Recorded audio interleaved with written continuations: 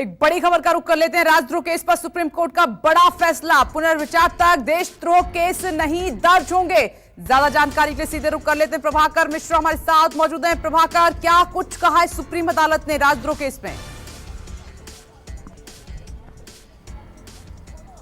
Supreme court ने बहुत बड़ी खबर दी है। बहुत बड़ा फैसला यह है कि राजद्रोह कानून जो आईपीसी का सेक्शन 124A है, उस पर केंद्र सरकार ने जो बात कही थी कि केंद्र सरकार पुनर्विचार करने को तैयार है, सुप्रीम कोर्ट ने केंद्र सरकार को हरी झंडी दे दी है। और इस बीच सुप्रीम कोर्ट ने केंद्र सरकार और राज्य सरकारों को यह आदेश दिया है, निर्देश दिया है कि इस बीच जब तक पुनर्विचार नहीं हो जाता तब तक इस धारा के तहत कोई मुकदमा दर्ज नहीं होगा। तीसरी महत्वपूर्ण बात इसमें यह कि इस केस से जुड़े हुए लोग जो अदालतों में हैं वो जमानत के लिए अप्लाई कर सकते हैं। और एक और महत्वपूर्ण बात यह हुई है कि राजद्रोह के मामले में लंबित मामलों पर कोई आगे कार्रवाई नहीं होगी, मतलब कोई ट्रायल नहीं होगा, कोई सुनवाई नहीं होगी। कोर्ट ने उस सब मामलों पर स्टे लगा दिया है। तो यह बड़ी खबर इस लिहाज से है कि पहले सरकार इस कानून का बचाव करती रही, उसके बाद कोर्ट के सामने सरकार ने यह कहा कि सरकार इस पर पुनर्विचार करने को तैयार है। और आज सुप्रीम कोर्ट ने सरकार को हरी झंडी दे दी है। मतलब ये कि राजद्रोह कानून पर केंद्र सरकार पुनर्विचार करेगी। हालांकि याचिकाकर्ता की तरफ से यह कहा गया कि इसको सरकार के भरोसे नहीं छोड़ा जाना चाहिए,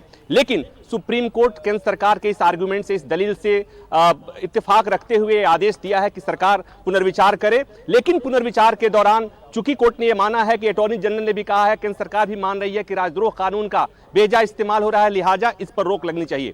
केंद्र सरकार की तरफ से कोर्ट के सामने कुछ सुझाव दिए गए थे कि इस कानून पर स्टे नहीं लगाया जाए और इस पर मुकदमा दर्ज करने के लिए एसपी लेवल का एक अधिकारी होगा और तमाम कुछ गाइडलाइन बनाने की बात कही थी। लेकिन सुप्रीम कोर्ट ने कहा कि तत्काल प्रभाव से इस कानून पर रोक लगा दीजिए। हालांकि कोर्ट ने केंद्र सरकार को यह भी कहा कि आपके जो गाइडलाइंस हैं जो मिसयूज के लिए, आप उस पर अमल कीजिए। लेकिन बड़ी खबर यही कि राजद्रोह कानून पर सुप्रीम कोर्ट ने रोक लगा दी है। जिनके खिलाफ लंबित मामले हैं उस पर भी आगे कोई कार्रवाई नहीं होगी।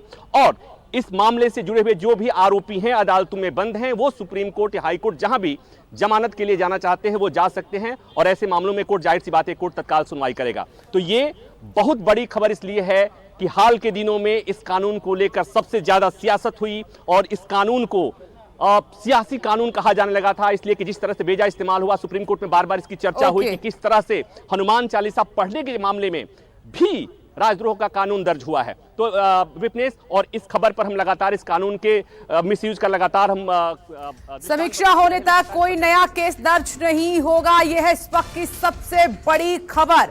एक छोटा सा ब्रेक, फौरन लौट रहे हैं।